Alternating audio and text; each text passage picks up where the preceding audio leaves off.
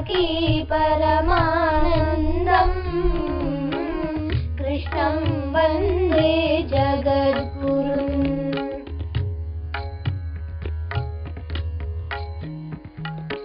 अतसी पुष्पसङ्काशम् हारनूपुरशोभितं रत्नकङ्कणकेयूरं कृष्णं वन्दे जगद्गुरुम्।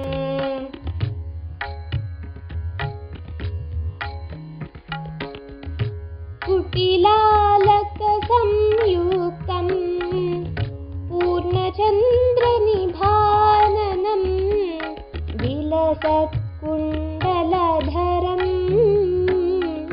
कृष्णं वन्दे जगद्गुरुम्।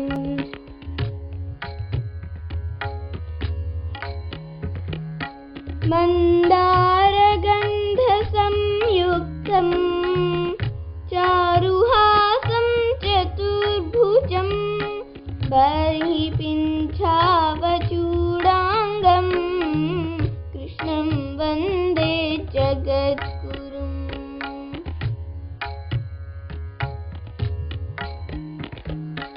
उत्फुल्लपद्मपत्राक्षं नीलजीमोतसन्निभं यादवानां शिरोरत्नं कृष्णं वन्दे जगद्गुरुम्।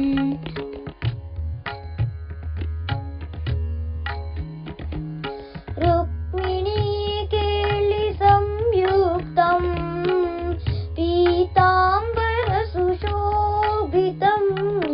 अवाप्ततुलसीगन्धं कृष्णं वन्दे जगद्गुरुम्।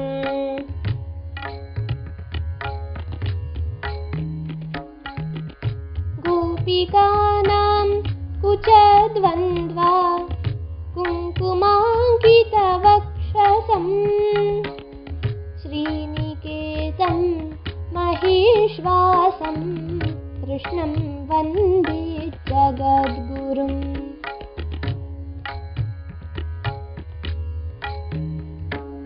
श्रीवत्साङ्कं महोरस्कं वनमाला विराजितं शङ्खचक्रधरं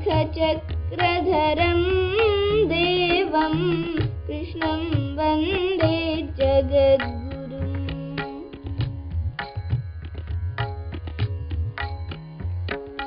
कृष्णाष्टकमिदं पुण्यं प्रातरुत्थाय यः पठेत् कोटिजन्मकृतं पापं स्मरणेन विनश्यति।